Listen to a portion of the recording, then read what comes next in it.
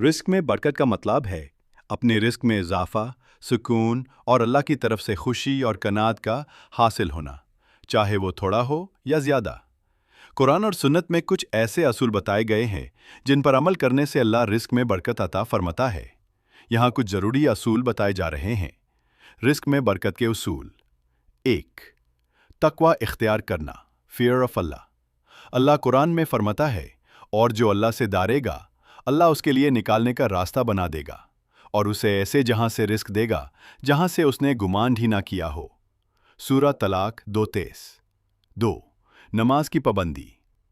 नमाज रिस्क में बरकत का सबसे बड़ा जरिया है। अल्लाह ने हुक्म दिया है कि अपने घर वालों को नमाज का हुक्म दो, अल्लाह तुम्हारा रिस्क बढ़ा देगा। सूरह ताहा 132। 3. सदका और ज़कात देना। सदका देना कभी माल को कम नहीं करता, बल्कि अल्लाह उसमें बरकत देता है। हदीस मुस्लिम। 4. इस्तिग़फ़ार और तौबा का इत्तिमाम। हज़रत नूह अलैहिस्सलाम ने अपनी कौम से फरमाया था, अपने रब से माफ़ी मंगो, बेशक वो बहुत माफ़ करने वाला है। वो तुम पर बारिश बरसेगा और तुम्हारे माल और औलाद में इजाफ़ा करेगा। सूरह नूह 10-12। 5. हलाल रिस्क तलब करना।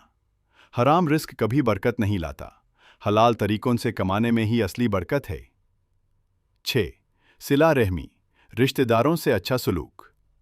हदीस, जो चाहता है कि उसकी उम्र बढ़ाए और उसके रिस्क में बरकत हो, तो उसे चाहिए कि वो रिश्तेदारों से अच्छा सलूक करे। बुखारी मुस्लिम। 7. सुबह जल्दी उठना और मेहनत करना। रसूल अल्लाह सल्लल्लाहु अलैहि वसल्लम ने दुआ दी, मेरे उम्मत के सुबह के वक्त में बरकत है। तिरमिज़ी। 8. शुक्रगुजारी करना। अल्लाह फरमाता है, अगर तुम शुक्र करोगे तो मैं तुम्हें और ज़्यादा दूंगा। सूरह इब्राहिम 7। 9. अपने रिस्क में दूसरों को शामिल करना। मेहमान नवाजी और दूसरों को खिलाना रिस्क में बरकत का सबब बनता है। 10. तवक्कुल, अल्लाह पर भरोसा। जो अल्लाह पर भरोसा रखता है, अल्लाह उसके लिए काफ़ी होता है।